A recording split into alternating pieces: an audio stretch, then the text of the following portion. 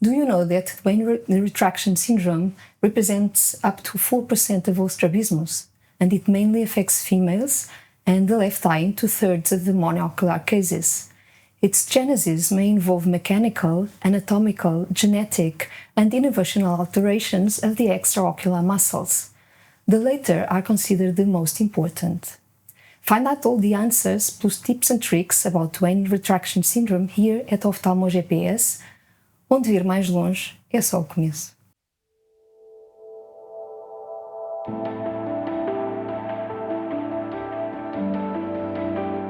Our guest today is Professor Federico Velez, Executive General Secretary of CLADE and a world-renowned pediatric ophthalmologist and strabologist. Professor Federico Velez is the Leonard Abt Endowed Chair in Pediatric Ophthalmology, Professor of Clinical Ophthalmology in the Division of Pediatric Ophthalmology and Strabismus, Department of Ophthalmology, Stein Eye Institute and Doheny Eye Institute at the David Geffen School of Medicine, University of California, Los Angeles, UCLA. Thank you very much for being here, Federico. Good morning. It's a real pleasure and an honor to be here with you and definitely talk about Duane syndrome, one of my favorite topics. Oh, good. So I think we will have an amazing program. So I start by asking you, what are the main types of Duane syndrome? Yeah, when I look at the types, I really have questions because we have learned about type 1 esotropia, type 2 exotropia, and type 3 even orthotropia. But the reason for me to question is that this classification is based on electromyography. So when I teach about Duane syndrome to our fellows and residents, I want them to think more about the deviation in the primary position and what is the problem with the motility. I want them to describe, can your eye move in or out? Mm-hmm. And just say, I have a patient with Duane that has limited abduction and mild limitation to adduction and maybe a lot of co-contraction or minimal co-contraction. So instead of using type 1, type 2, type 3, I prefer the description. And there is even a type 4, which is called synergistic or simultaneous divergence. Some people even call type 4 when patients have a large angle V pattern in that case.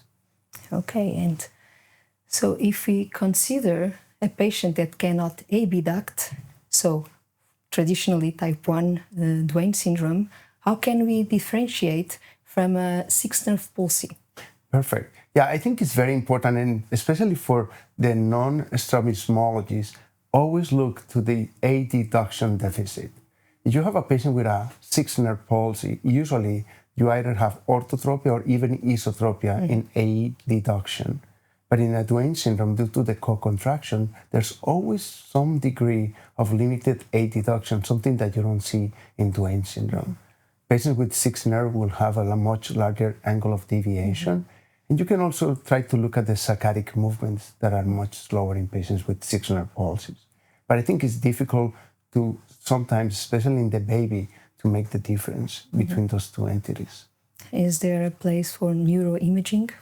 Absolutely. I think it's important, especially for the patient that has what we call acquired Duane syndrome, which you actually can see in patients with tumors like meningiomas or after an accident. Patients may develop some kind of a motility that looks like a Duane syndrome. I think in some babies, you can, especially with these very rare motility disorders, where you can even see absence of extraocular muscles or even anomalous fibrous bands or accessory extraocular muscles that are seen in patients with Duane's, I think it's helpful. But I always question is, putting a baby under general anesthesia just to get an MRI scan is another discussion to have with parents. But I think it can be helpful in some situations, so I think parents can appreciate that. And what about looking for systemic signs? If you see a Duane patient, you always look for other signs, or it's Duane? Yeah, I think it's a great question because we're always and typically asking, do you have any hearing problems? And we'll tell parents, and most kids are screened for hearing problems at birth. So almost never I heard that the kids have hearing problems. But remember, these are really basic tests that are done in the NICU for babies when they're born.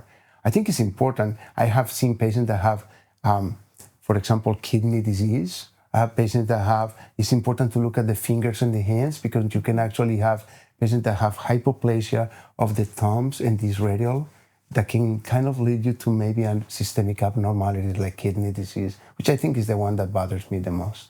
but not really asking for any genetic tests? Well, I mean, that's even a very good question. And I think we're learning more and more about Duane's. There's definitely genetic evidence of patients with some specific types of Duane that actually you can see in families. I always ask the question if there's anybody else in the family, and then if there's any interest, for sure I will definitely do some genetic testing. I think it's a great question. We're getting there, for sure. Yeah. And what about surgery? We know traditionally that not all Duane patients are good for surgery. So what are your personal indications, and do you have any thresholds for proposing surgical treatment? Yeah, I think this is a complex question. So I'm gonna try to say this. I think when I look at a patient with Duane's, the first and most important for me is look at the parents' goals. Because what parents are seeing is the lack of motility. And there's not really a good procedure that will improve the motility 100%. So we always discuss if the patient has a significant head turn, a significant deviation in the primary position, those are the patients that we will do surgery. Additionally, and I feel like that's really something that we as pediatric ophthalmologists and strabismologists have to take the treatment of Duane is to try to improve the ocular motility as much as we can. Because getting the eyes aligned in the primary position, I don't think is a problem. But getting movement in lateral gazes is where the treatment can become problematic. And that's what I think we need to try to do as much as we can for patients with Duane syndrome. And what is your preferred surgical technique? Great. So when a patient has an isotropic Duane syndrome, and the patient has either not so much of globe retraction, I consider two techniques. I prefer not to recess the medial rectus because the problem with the medial rectus recession in Duane syndrome, unless it's really tight, of the angle of deviation is really large, is that as you recess the medial rectus, you create deficit in adduction. And the problem with the deficit in adduction is that the medial rectus will try harder to move the eye in, and that is transferred to anomalous co-contraction of the lateral rectus, which it will worsen the adduction even more.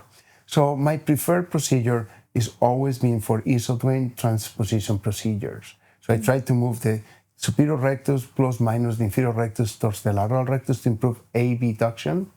In some patients, I recommend doing even, which is controversial, but I like it, and it has worked well for me, resection of the ipsilateral affected lateral rectus. But these are patients with smaller degree of esotropia and not so much globe retraction and co-contraction. In patients with exotropic Duane syndrome, you have to recess the ipsilateral lateral rectus as much as you can. And I'm gonna quote Dr. Art Jampolsky. He said, whenever you're treating Duane syndrome, think about something.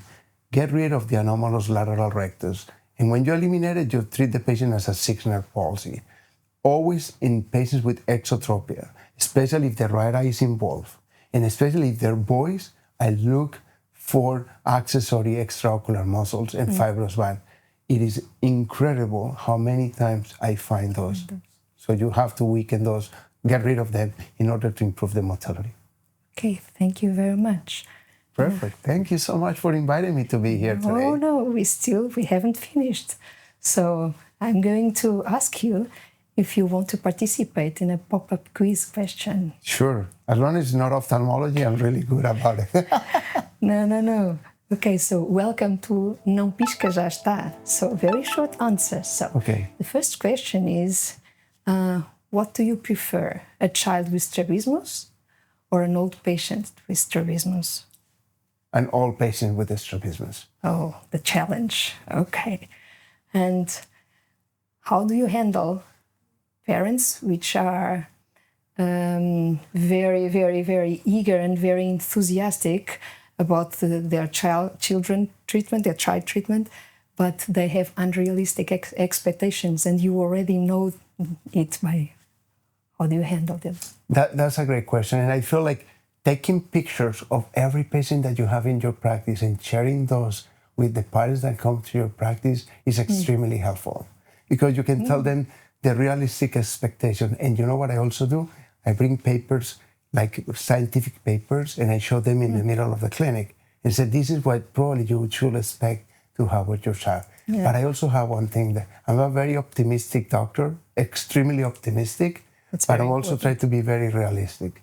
And I'd like to comfort parents and patients. So after all this recipe of things, I think parents feel comfortable that they now understand what they expect. Yeah, And I in also reality. tell them that this is a long-term journey. It's not going to be short.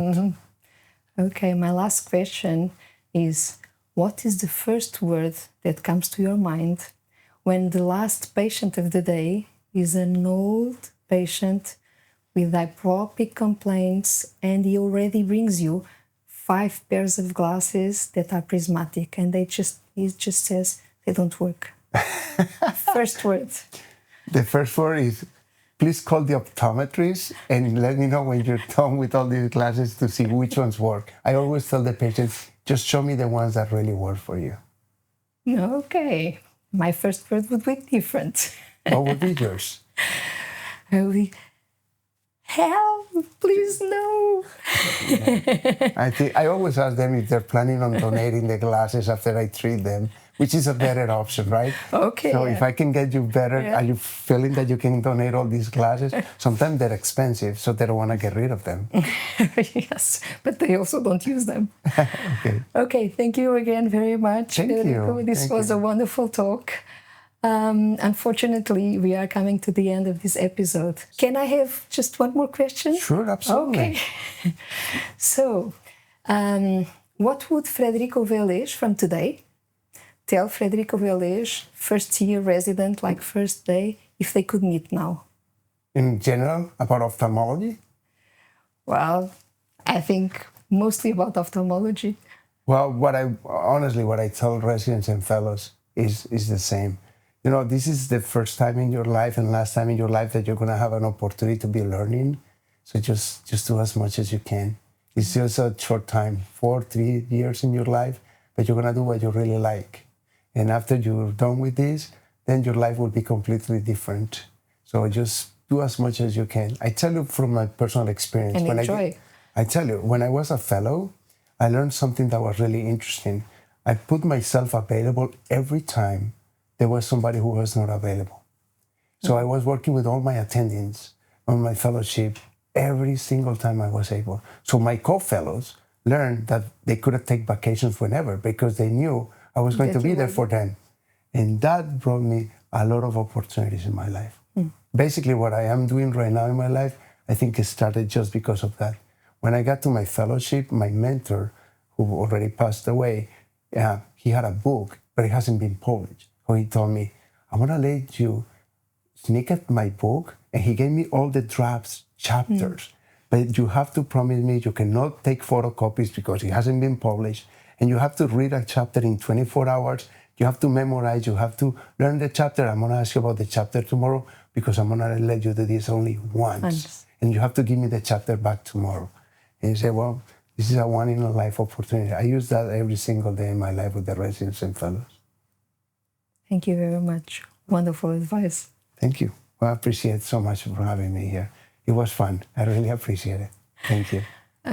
So if you like this episode, please subscribe and share it with your colleagues and friends. The podcast is accessible on Spotify, Apple Podcasts, YouTube, and can also be found in the SPO site.